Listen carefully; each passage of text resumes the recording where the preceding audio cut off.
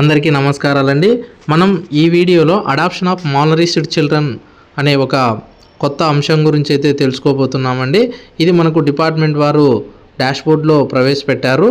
ఇది వచ్చేసి మనకు డాష్బోర్డ్లో సెక్టార్ సూపర్వైజర్ మరియు ఏసీడీపీఓ సిడిపిఓ వారు చిల్డ్రన్స్ని సెలెక్ట్ చేసుకునే విధానం గురించి ఉంటుందండి। దయచేసి ఈ వీడియోని అయితే చివరి వరకు చూడండి। Thank you. అంగన్వాడీ టీచర్స్ డాష్బోర్డ్లో చేసేది ఏమి ఉండదండి, ఇది వారి అవగాహన కోసం ఈ వీడియోని అయితే పూర్తి వరకు చూడగలరు। Thank you.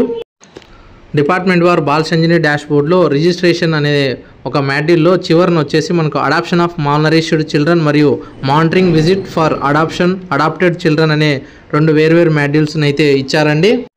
దీని గురించిన సమాచారం ఇప్పుడు మనం తెలుసుకుందామండి। అంగన్వాడీ వర్కర్ తమ సెంటర్లో తీసినటువంటి గ్రోత్లో ఎవరైతే అండర్ వెయిట్ మరియు వాస్టింగ్లో అంటే మోడరేట్ అండ్ సివియర్ కలిపి ఉన్న పిల్లలు ఈ లాగిన్లోకి వస్తారు। సిడిపిఓ లాగిన్లో మొత్తం ప్రాజెక్టుకు సంబంధించిన మాల్నరిష్డ్ చిల్డ్రన్ పిల్లలు ఉంటారు। సెక్టార్ లాగిన్లో ఆ సెక్టార్కి సంబంధించినటువంటి మాల్నరిష్డ్ చిల్లర్లు కనిపిస్తారండి వారి లాగిన్స్లో। సిడిపిఓ ఏసీడీపీఓ 5 మంది పిల్లలను మరియు సెక్టార్ సూపర్వైజర్ 10 మంది పోషకాహార లోపంతో ఉన్నటువంటి పిల్లలను దత్తత తీసుకోవడం చేయాలి। పిల్లలను దత్తత తీసుకోవడం అనగా నెలలో ఒకసారి వారి యొక్క ఎత్తులు బరువులు కౌన్సిలింగ్ ఇవ్వడం లాంటి మానిటరింగ్ విజిట్స్ అయితే చేయాల్సి ఉంటుంది। సెక్టార్ సూపర్వైజర్కి 10 మందిని వారికి తోచిన సెంటర్స్ నుంచి పిల్లలను తీసుకోవచ్చండి, దత్తత తీసుకోవచ్చు।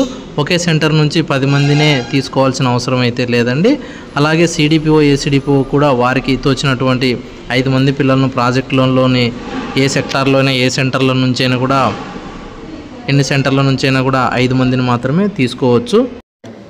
అండర్ వెయిట్ అండ్ వాస్టింగ్లో అందులో కూడా మోడరేట్ అండ్ సివియర్ పిల్లలు మాత్రమే డాష్బోర్డ్లోకి వస్తున్నారండి। స్టంటింగ్ వాళ్ళని డాష్బోర్డ్లో చూపించలేదు కావున అండర్ వెయిట్ అండ్ వాస్టింగ్లో మోడరేట్ అండ్ సివియర్ పిల్లలు మాత్రమే మనము దత్తత తీసుకోవాల్సి ఉంటుంది। Sector supervisor ACDPO and CDPOs ఈ మనం దత్తత కార్యక్రమంలో భాగంగా మాల్నరిష్డ్ చిల్డ్రన్స్ని మనము మానిటరింగ్లో ఒకేసారి నార్మల్ వచ్చేలాగా వారికి హైట్ వెయిట్ ఎంటర్ చేసి నమోదులు చేస్తే మనకు డిపార్ట్మెంట్ వారు నిత్యం ఆ రిపోర్ట్ని అయితే చూస్తూ పర్యవేక్షిస్తూ అది ఏ విధంగా నార్మల్ వచ్చారని కూడా సంబంధిత సెక్టార్ సూపర్వైజర్ లేదా సిడిపిఓ అండ్ ఏసీడీపీఓ గారిని నార్మల్ ఏ విధంగా వచ్చారనే విషయాలను ప్రశ్నించడానికి వీలుంటుంది, ప్రశ్నిస్తారని కూడా మనకు వీసీలో తెలియజేశారు। కాబట్టి మనము మానిటరింగ్లో పిల్లవాడికి ఏవైనా బరువులు ఎత్తులు సరైనట్టు మాత్రమే మనము వారిని ఎంటర్ చేస్తూ వారిని అయితే నార్మల్లోకి వచ్చే విధంగా మానిటర్ చేస్తూ వారిని కౌన్సిలింగ్ చేయాల్సి ఉంటుంది। సూపర్వైజర్ ఏసీడీపీఓ సిడిపిఓ వారు అడాప్షన్ చేసుకున్నటువంటి పిల్లలు వాస్తవంగా నార్మల్లోకి వచ్చిన తర్వాత ఎంతమంది అయితే నార్మల్లోకి తెచ్చారో తర్వాత అంతే మందిని కూడా మళ్ళీ కూడా మనము పోషకాహార లోపంతో బాధపడుతున్నటువంటి పిల్లలనైతే మనం దత్తత తీసుకోవాల్సి ఉంటుంది। కొందరు నార్మల్కి వచ్చారని చెప్పేసి మనము అలాగే ఉండిపోకూడదు అన్నమాట। మిగతా వారిని కూడా మనము మన లిమిట్ ఉంది కదండి, సిడిపిఓ ఏసీడీపీఓ 5 సూపర్వైజర్స్ 10, ఆ లిమిట్ని మళ్ళీ కూడా మనము అడాప్షన్ చేసుకోవాల్సి ఉంటుంది। దత్తత తీసుకున్నటువంటి పిల్లవాడు మానిటరింగ్లో భాగంగా వేరే సెంటర్కి మైగ్రేషన్ అయినా లేదా 5 ఇయర్స్ కంప్లీట్ అయినా లేదా మరణించిన అటువంటి వారు మనం సెలెక్ట్ చేసుకున్న లిస్టులోంచి తొలగించబడతారండి। ఎంతమంది అయితే తొలగించబడ్డారో ఈ విధంగా డెత్ కానీ మైగ్రేషన్ కానీ 5 ఇయర్స్ కంప్లీట్ అయినారో అంతమంది కూడా మళ్ళీ తిరిగి వారిని మనము సెలెక్ట్ చేసుకొని దత్తత తీసుకోవాల్సి ఉంటుంది।